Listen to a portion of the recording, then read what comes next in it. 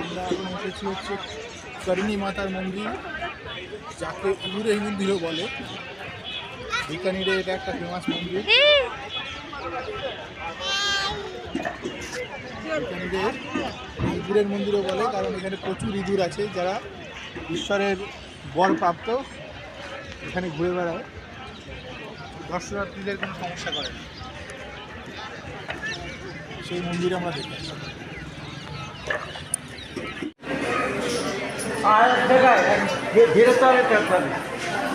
এইখান দিয়ে আবার ফেরত দিতে হবে। না না, ওটা বের করছে। এটা দিতে হবে সেম।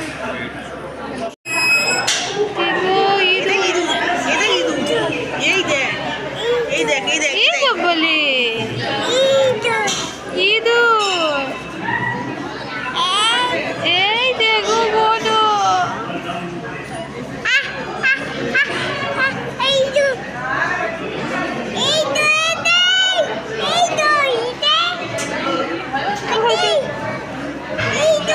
এখানে দিয়ে দাও।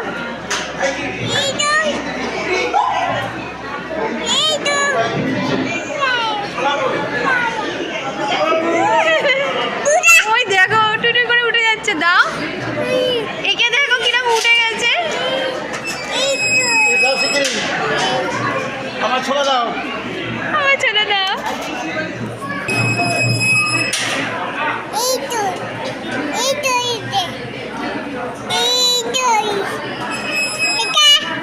খা খা,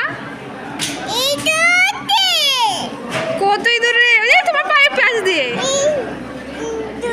ছোট বড় রে বাবা রে। কি কি হাতে করে খাওয়ানোর প্ল্যানে রয়েছিস? হ্যাঁ, দুধ দুধ এটা। এ নামিস না, নামবে।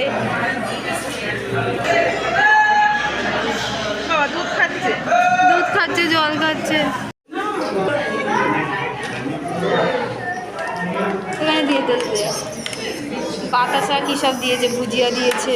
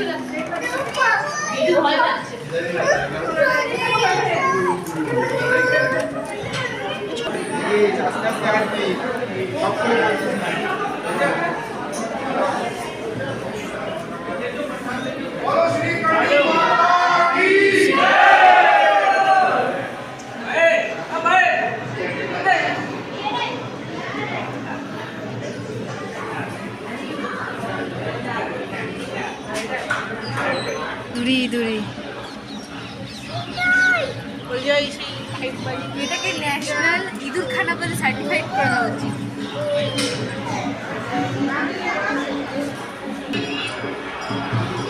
ওখানে দেখো পাইপ লাগানো।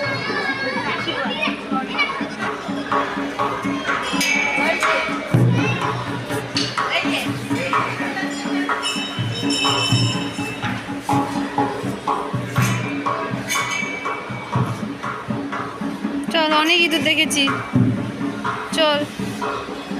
ভাবিনি, ভাবনার থেকেও বেশি।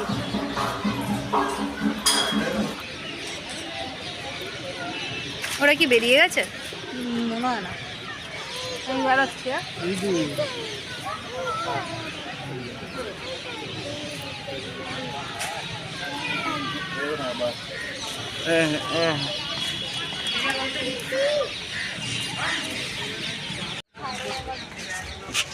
ও আবার ইঁদুর দেখতে মন্দিরে যাবে।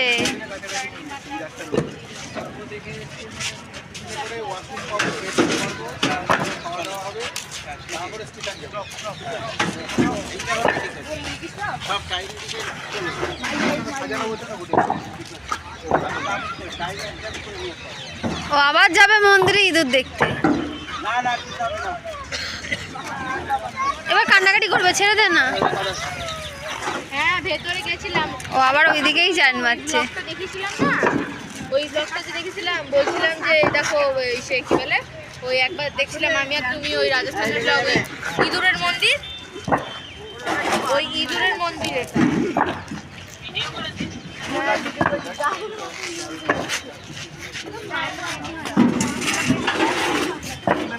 এইখানে এগুলো পাথর।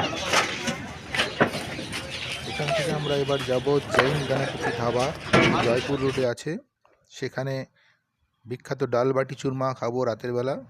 তারপর আমরা যাব বিকানির স্টেশনে, সেখান থেকে লীলাল এক্সপ্রেস ধরে চলে যাব জয়সলমীর। দেখা হবে জয়সলমীরে গিয়ে।